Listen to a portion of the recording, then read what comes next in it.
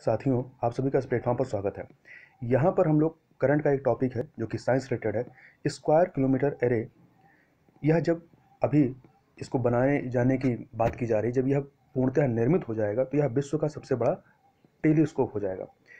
इस आर्टिकल के बारे में यहाँ पर हम लोग चर्चा करेंगे। ये आर्टिकल आप घटनाचक्र जो पब्लिकेशन है उसके जो इनका वेबसाइट है वहाँ पर जा करके आप इस तरह के ढेर सारे आर्टिकल्स पढ़ सकते हैं, क्योंकि राष्ट्रीय, अंतर्राष्ट्रीय या वैज्ञानिक प्रदेश, इस तरह से जो भी से संबंधित जो भी करंट के टॉपिक हैं उनको आप यहाँ पर जा करके आसानी से पढ़ सकते हैं। और इस तरह के जो भी टॉपिक आएंगे जिनकी मैं आपसे चर्चा करूँगा, ये टॉपिक जैसे कि आज ही का जो ये टॉपिक है साइंस रिलेटेड, ये टॉपिक मेरे यानी सीसर सोशल के द्वारा घटनाचक्र पब्लिकेशन के लिए लिखा गया है। इनमें से कुछ आर्टिकल आपको आगामी जो इनकी पत्रिकाएं आती हैं मंथली, उनमें भी आपको देखने को मिलेगा। आप देख सकते हैं इस आर्टिकल के नीचे सीसर सोशल नाम भी लिखा मिल जाएगा आपको। तो चलिए इसको हम लोग यहाँ पर देख लेते हैं, स्क्वायर किलोमीटर एरे या विश्व का सबसे बड़ा टेलीस्कोप जो है इसके बारे में। तो जो वर्तमान संदर्भ है यह चर्चा में इसलिए आया है कि 4 फरवरी 2021 को स्क्वायर किलोमीटर एरे ऑब्जर्वेटरी, इसे शॉर्ट में SKAO कहते हैं, ये एक संगठन है। इसके ये जो परिषद है इसकी पहली बैठक में विश्व के सबसे बड़े रेडियो टेलीस्कोप, जिसका नाम रखा गया है स्क्वायर किलोमीटर एरे टेलीस्कोप, की स्थापना को मंजूरी प्रदान की गई है। तो यहाँ सबसे पहले हमें पता होना चाहिए कि यह जो संस्था है square kilometre array observatory SKAO, यह है क्या। तो यह एक नया अंतर्राष्ट्रीय इंटर गवर्नमेंटल ऑर्गेनाइजेशन है जो कि रेडियो खगोल विज्ञान को समर्पित है। मतलब इससे संबंधित जो भी क्रियाकलाप है वो इनके द्वारा किए जाते हैं।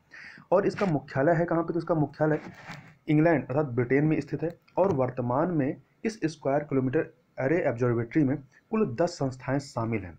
तो इस 10 संस्थाओं के 10 देशों की संस्थाएं शामिल हैं। तो ये जो 10 देश इसके सदस्य हैं उनके नाम हमें पता होना चाहिए। चूंकि इसमें भारत भी शामिल है तो इसलिए महत्वपूर्ण हो जाता है ये। तो जो 10 देश इसमें शामिल हैं उनके नाम एक बार देख लेते हैं। ऑस्ट्रेलिया, कनाडा, चीन, भारत, इटली, न्यूजीलैंड, दक्षिण अफ्रीका, स्वीडन, नीदरलैंड और यूनाइटेड किंगडम है। तो ये 10 देश हैं। और यहाँ ध्यान रखिएगा कि विश्व के जो अग्रणी देश माने जाते हैं जैसे कि संयुक्त राज्य अमेरिका और रूस, ये दोनों ही इसमें शामिल नहीं हैं। और इसकी जो पहली और जो वर्तमान में जो इसके अध्यक्ष हैं वो कौन है, डॉक्टर कैथरीन सिसारकी जो है इसकी अध्यक्ष नियुक्त की गई हैं। और इस संस्था में प्रत्येक जो भी सदस्य देश हैं वो अपनी संस्थाओं के माध्यम से, जो भी इस क्षेत्र में कार्य करने वाली जो अग्रणी संस्थाएं हैं देशों की, उनके माध्यम से इसमें भागीदारी करते हैं। मतलब वो अलग अलग देशों की जो संस्थाएं हैं वो मिलकर के काम करेंगी। यदि भारत की तरफ से देखें कि भारत की तरफ से कौन सी संस्था इसमें काम करेगी, तो भारत के 20 राष्ट्रीय ख्याति प्राप्त जो संस्थान हैं जिनको आणविक ऊर्जा विभाग DAE तथा विज्ञान एवं प्रौद्योगिकी विभाग का सहयोग प्राप्त है, ये पुणे के national centre for radio astrophysics NCRA के नेतृत्व में ये जो 20 राष्ट्रीय ख्याति प्राप्त संस्थान ये मिलकर के इस संगठन के लिए कार्य करेंगी। अब जो ये स्क्वायर किलोमीटर एरे टेलीस्कोप है इसके बारे में थोड़ी चीज़ें और देखें तो इसे विश्व के सबसे बड़े रेडियो टेलीस्कोप के रूप में प्रस्तावित किया गया। तो याद रखिएगा यह एक रेडियो टेलीस्कोप है। चूंकि टेलीस्कोप आप देखें तो एक ऑप्टिकल टेलीस्कोप होता है, एक रेडियो टेलीस्कोप होता है। तो ये आपका रेडियो टेलीस्कोप है, क्योंकि कहीं पे यदि से प्रश्न बनेगा तो जो 2-3 कथन दिए जाते हैं कि कौन सा सही कौन सा गलत, उसमें एक दे सकता है कि यह एक ऑप्टिकल टेलीस्कोप है। ठीक है, क्योंकि स्क्वायर किलोमीटर एरे टेलीस्कोप यह एक ऑप्टिकल टेलीस्कोप है नहीं, तो यह एक रेडियो टेलीस्कोप है। और इसको बनाया कहाँ जाएगा, तो इसको अफ्रीका और ऑस्ट्रेलिया में स्थापित किया जाएगा। और इसका संचालन, रख रखाव, निर्माण का जो कार्य है वो SKAO जो संस्था है स्क्वायर किलोमीटर एरे ऑब्जर्वेटरी, उसके द्वारा किया जाएगा। और इसका बजट कितना है, मतलब इस पे बनने का खर्चा कितना आएगा और कितने समय में यह बन जाएगा, तो इस पर लगभग 8 बिलियन पाउंड की लागत आएगी। और अगले 10 वर्षों में इसको कंप्लीट हो जाने का या स्थापित हो जाने की संभावना व्यक्त की गई है। जब हम लोग कह रहे हैं कि ये रेडियो टेलीस्कोप है तो हमें पता होना चाहिए कि रेडियो टेलीस्कोप होता क्या है और ये ऑप्टिकल टेलीस्कोप से अलग कैसे होते हैं। तो रेडियो टेलीस्कोप जाहिर सी बात है ये ऑप्टिकल टेलीस्कोप से डिफरेंट होते हैं, अलग होते हैं। क्यों अलग होते हैं, क्योंकि जो रेडियो टेलीस्कोप होते हैं ये अदृश्य गैसेस, जो इनविजिबल गैसेस हैं, उनका भी पता लगाने में सक्षम होते हैं। जबकि जो आपके ऑप्टिकल टेलीस्कोप है वो उनकी क्षमता ऐसी नहीं होती है। जिन अंतरिक्षीय सिग्नल का ऑप्टिकल टेलीस्कोप पता नहीं लगा सकते, उन सिग्नलों का रेडियो टेलीस्कोप से पता लगाया जा सकता है। यही कारण है कि ये जो टेलीस्कोप है ये ब्रह्मांडीय धूल कण ना दिखाई देने वाले अंतरिक्षीय क्षेत्रों की भी खोज कर सकते हैं जिनको ऑप्टिकल टेलीस्कोप नहीं खोज पाता है। अब थोड़ा सा यदि बात करें, ये जो रेडियो संकेत हैं, रेडियो सिग्नल्स, इनका पता सबसे पहले किसने लगाया, तो यह फैक्ट के रूप में याद रखिएगा। तो 1930 के दशक में 1930 के दशक में भौतिक वैज्ञानिक कार्ल जांस्की द्वारा सबसे पहले रेडियो संकेतों का पता लगाया गया था। एक सेकेंड, यहाँ पे हम लोग थोड़ा सा जो वेव्स की जो स्पेक्ट्रम है उसको भी यहाँ पे ध्यान रखिएगा, क्योंकि यहाँ से प्रश्न परीक्षा में पूछे जाते हैं। जैसे जो वेव्स की यदि आप स्पेक्ट्रम देखें तो इसमें आप वेवलेंथ, आप लेफ़्ट टू राइट जाएंगे तो ये वेवलेंथ का, तरंगदैर्घ्य का बढ़ता हुआ क्रम है।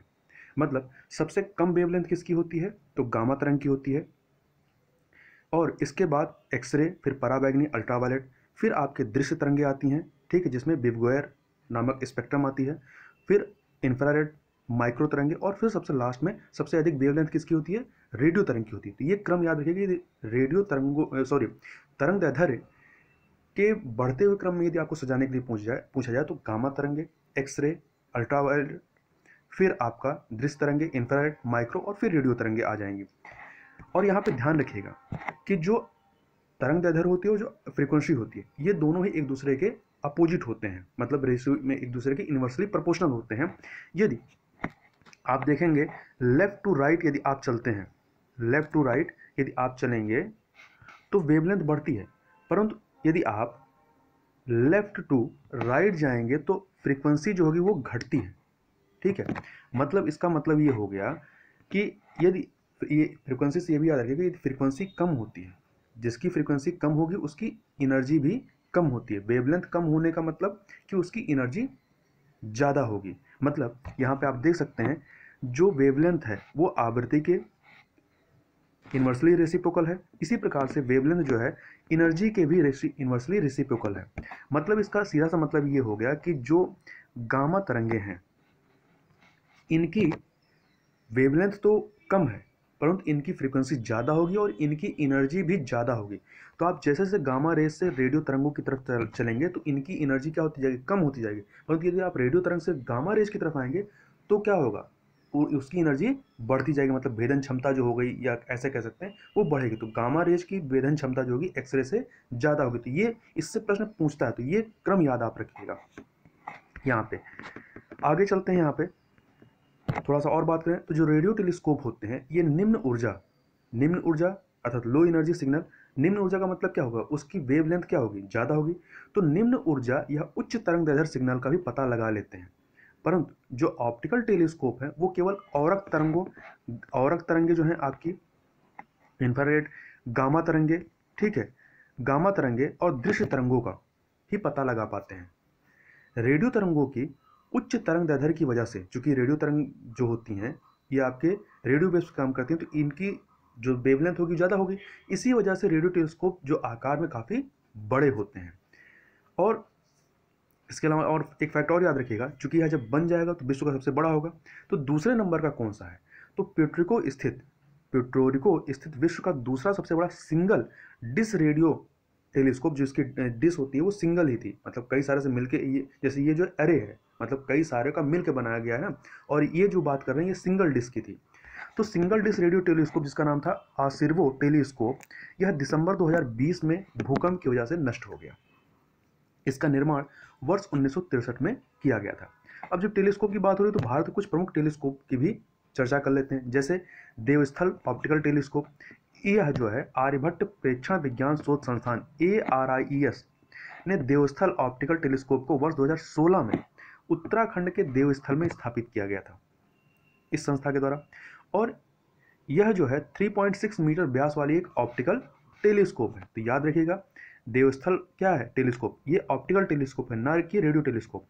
यह ब्रह्मांड के रहस्यों को जानने के लिए इसे भारत और बेल्जियम के संयुक्त प्रयास द्वारा स्थापित किया गया था। तो याद रखिएगा अकेले भारत के द्वारा इसको स्थापित नहीं किया गया, बल्कि भारत और बेल्जियम का यह संयुक्त कह सकते हैं एक प्रक्रम है, या इनके द्वारा मिलकर यहाँ पे कार्य किया गया है। और एक चीज़ और याद रखिएगा, जो है आर्यभट्ट प्रेक्षण विज्ञान शोध संस्थान ARIES है, यह भारत सरकार के विज्ञान एवं प्रौद्योगिकी विभाग के अंतर्गत कार्य करता है।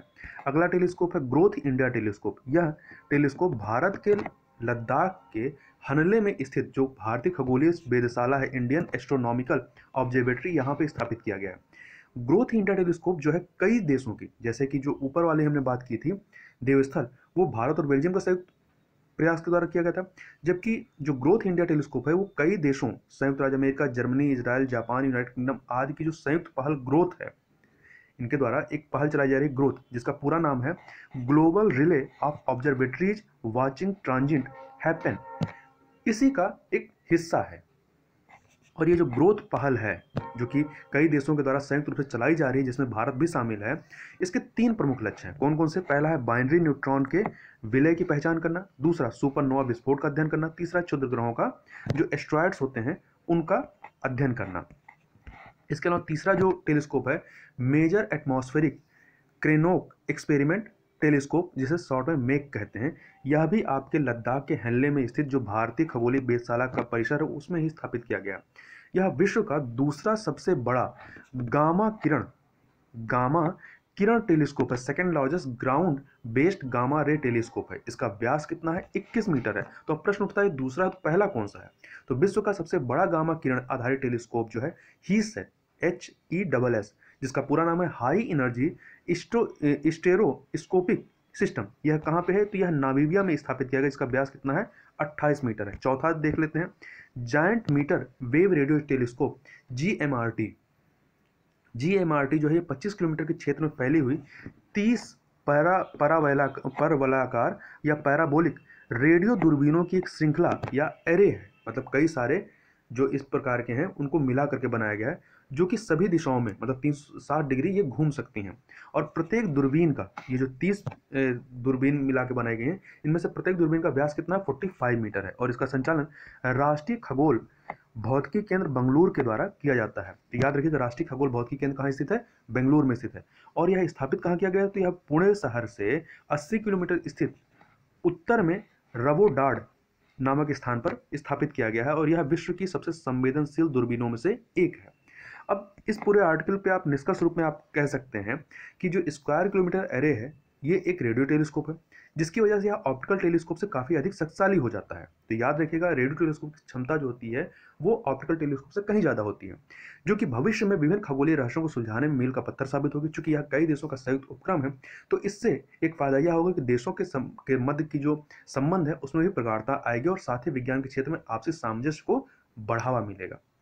तो इस प्रकार से यहाँ पर आर्टिकल इसको हम लोगों ने कंप्लीट किया। तो इस वीडियो में बस इतना ही। मिलते हैं नेक्स्ट वीडियो में, तब तक के लिए बहुत बहुत धन्यवाद।